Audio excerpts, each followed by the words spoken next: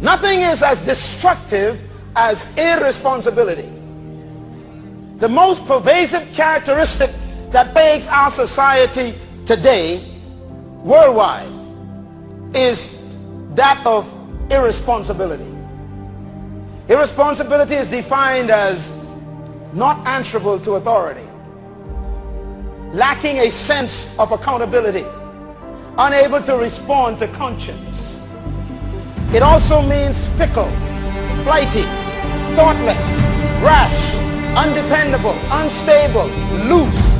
To be irresponsible means to transfer blame for your behavior to somebody else.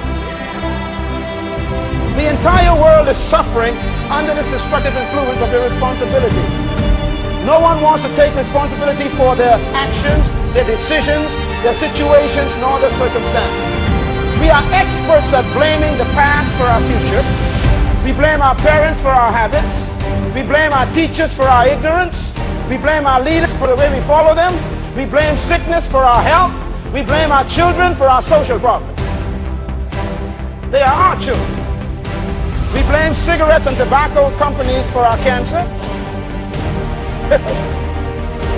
We blame the government for unemployment. Let me pause there a minute. I got a problem with this. You know why you ain't working? Because you don't want to.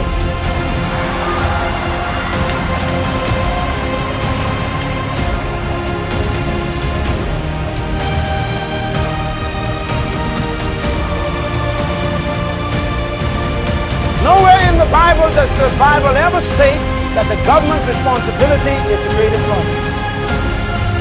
That's why nations are in trouble, because the government is creating employment for the people. Do you know the way they measure the wealth of a nation? Write this down. It's measured by 3 letters, GNP. Those of you who are economists know what I'm talking about. GNP. It means gross national product. Say it with me. Gross national product. That's how wealthy a nation is.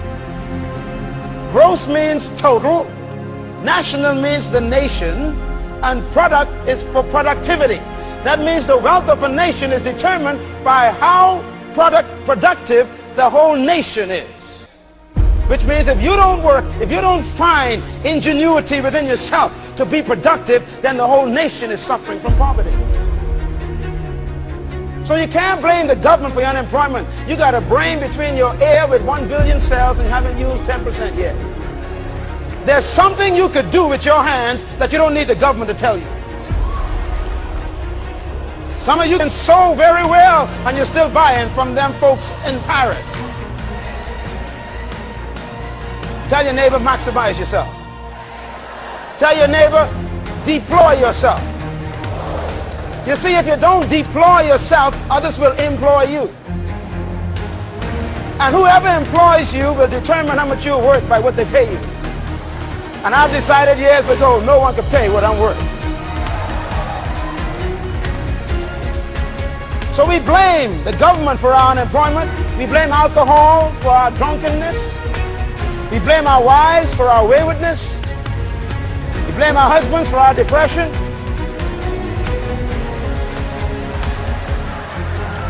Oh, we blame, the black man blames the white man for his predicament. The white man blames the black man for his predicament. And the poor blames the rich for their poverty. We live in an irresponsible generation. We live in a generation who believes that life owes them something. A generation who refuses to take personal responsibility for their own decisions and actions. Irresponsibility is the abandonment of conscience and the ignorance of accountability. To violate stewardship is to be irresponsible. So the criminal blames society for his misbehavior. Isn't that amazing? I heard a case just yesterday. A guy killed another guy, and the court are having difficulty because the plea of the young man who shot the other young man was that the community brought him up in a certain way, that's why he shot him.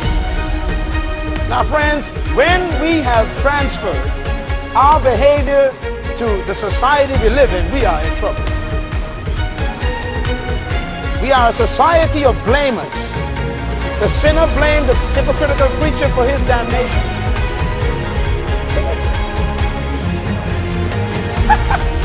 Think about that. Brother, well, I ain't coming to church. Why? Them preachers ain't no good. Brother, go to church for yourself. Don't worry about them preachers. Stop transferring your irresponsibility on a preacher. The Bible says, work out your own salvation. If the preacher want to mess up, let him mess up by himself. You go ahead and live right.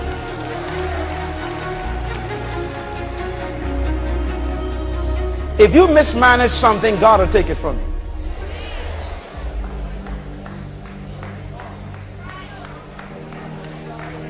It's that simple and that serious. A lot of things that we thought the devil took, I believe God took.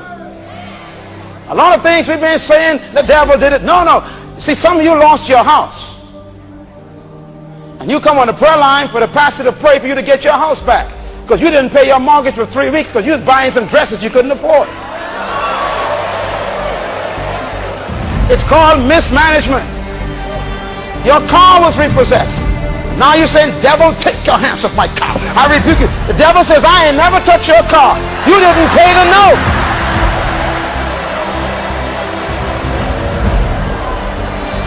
Come on, friends.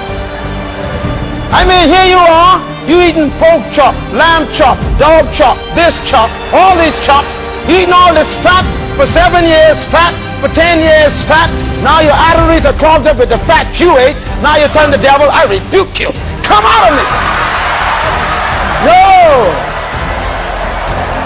Oh.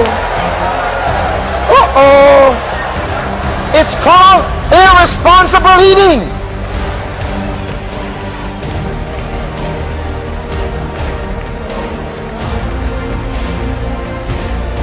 Tell your neighbor, I feel myself growing up. It's amazing how we transfer blame to Satan for our irresponsible behavior. You don't exercise? Well, I might as well touch it. And you eat more fat than you burn, so the fat stays with you.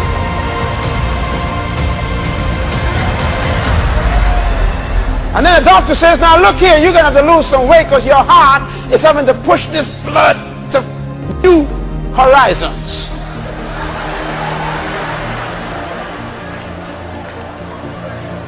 And we come on the prayer line, we say, pray for me, preacher.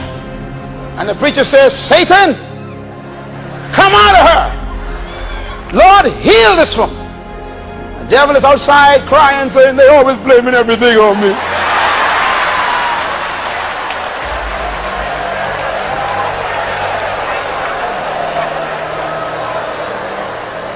Irresponsibility. No. God took Adam and put him out of what he put him in. Let me say it again. God put Adam out of what he put him in. Why? Because he mismanaged it. You mismanage a ministry, God will put you out. You mismanage a house, God will put you out. You mismanage the car he blessed you with, he'll put you out. If you mismanage the home, he'll put you out. And not only will he put you out, he'll put a cherubim to make sure you don't get back. There are some things God is protecting from you because you are not responsible enough yet to handle it. Oh, y'all hear me tonight. Some of you praying for things you can't manage. That's why you ain't got it yet. It ain't that God ain't hearing you, but you ain't qualified to manage it yet. Some of you praying for $1 million and can't manage it $1,000 salary yet. According to Jesus, this is the way God thinks. If you are faithful over a little, then he will make you rule over much. Write this down. Organize for what you're praying for.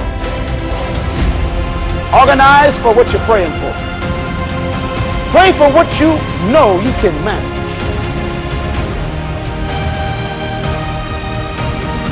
Some folks praying for a spouse who can't manage their own body yet. Why you want to take on another body when your body's out of discipline?